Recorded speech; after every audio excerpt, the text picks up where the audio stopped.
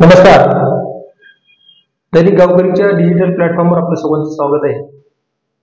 मित्रांनो, राज्यभरामध्ये विधानसभेच्या निवडणुकीचा आणि प्रचाराचा बिगुल वाजल्यानंतर आता 20 तारीख जी मतदानाची तारीख आहे ती जवळ आली आहे. आणि जशी जशी तारीख जवळ येत आहे तसं अनेक दिग्गज नेत्यांच्या देश पातळीवरच्या नेत्यांच्या सभा होत आहेत. आरोप प्रत्यारोपही होताना आपल्याला दिसत आहेत आणि प्रचाराला आता गती आलेली आहे.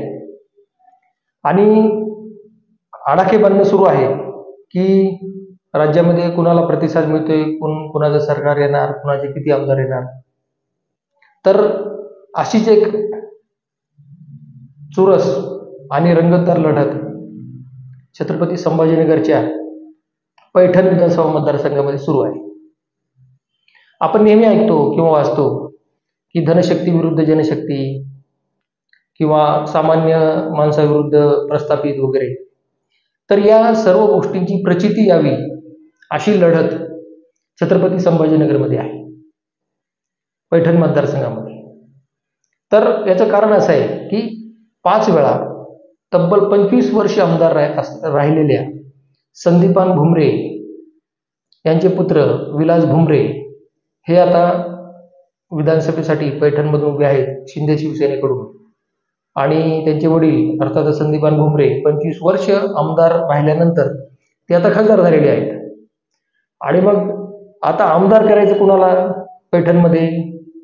आपण तर खासदार झालो आहोत, तर आमदार आपल्याला मुलाला करायचं आहे. आणि जवळजवळ हा ट्रेंड सर्व राज्यामध्ये आहे की माझा मुलगाच झाला पाहिजे, माझी मुलगीच झाली पाहिजे, माझा जावई झाला पाहिजे, माझं नाहीतर मग पुतण्या झाला पाहिजे. तर या अशा पुत्रप्रेम असेल, मुलीचं प्रेम असेल हे आपण पाहतो. तर त्याच पुत्रप्रेमामध्ये विलास भुमरे यांना संदीपान भुमरेंनी प्रोजेक्ट केलं आणि ते उमेदवार आहेत. तर थोडंसं मागे वळून जर पाहिलं तर आज विलास भुमरे यांच्या विरुद्ध जे दत्ता गोरडे उभे आहेत ठाकरे गटाकडून मशाल चिन्ह घेऊन, तर तेही एक जुने शिवसैनिक आहेत, कट्टर शिवसैनिक आहेत. त्यांनी संदीपान भुमरेंच्या खांद्याला खांदा लावून शिवसेना पैठण तालुक्यामध्ये, पैठण मतदारसंघामध्ये वाढवलेली आहे. परंतु एक काळ असा आला 2019 पूर्वी की दत्ता गोरडेंना कुठंतरी अशी जाणीव होऊ लागली की आपल्याला आता संदीपान भुमरे पक्षामध्ये, शिवसेनेमध्ये लीड देणार नाही, आपल्याला पुढे जाऊ देणार नाही. कारण की त्यांनी त्यांच्या मुलाला राजकारणामध्ये आणलं होतं. आणि ते ओळखून, ही गोष्ट प्रत्येकच राजकारण्याच्या मनात येत असते आणि तो करत असतो, तर ती ओळखून दत्ता गोरडे यांनी राष्ट्रवादीमध्ये प्रवेश केला 2019च्या निवडणुकीपूर्वी.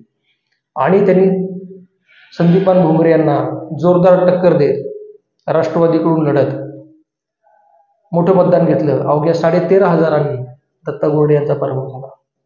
दत्ता गोरडे यांनी पैठण नगर परिषदेच्या राजकारणामध्ये नगरसेवक, नगराध्यक्ष म्हणून काम पाहिलं आणि त्यांचा शहर आणि ग्रामीण भागात चांगला संपर्क होता.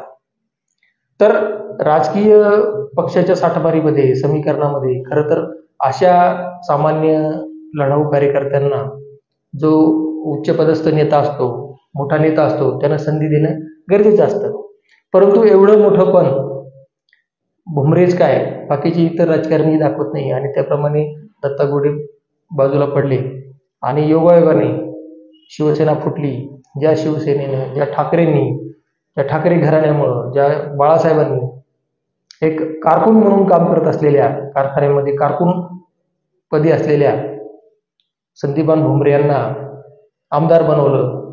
नंतर 5 वेळा आमदार झाले, मंत्री झाले, पालकमंत्री झाले, आता खासदारी झाली.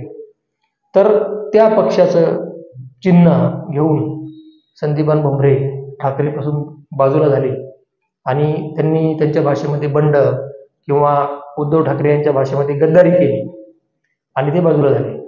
आणि ही शिवसेनेचा जन्म जो आहे तर तो प्रस्थापितांच्या विरोधात झाला होता की जे सहकारी साखर कारखानदार आहेत, मोठमोठ्या बंगल्यावाले, माड्यावाले, प्रस्थापित साखर सम्राट, शिक्षण सम्राट, त्याच्या विरुद्ध बाळासाहेबांनी सामान्य कार्यकर्त्याला उभा केला आणि निवडून आणलं. परंतु आज उलटी परिस्थिती झाली आहे.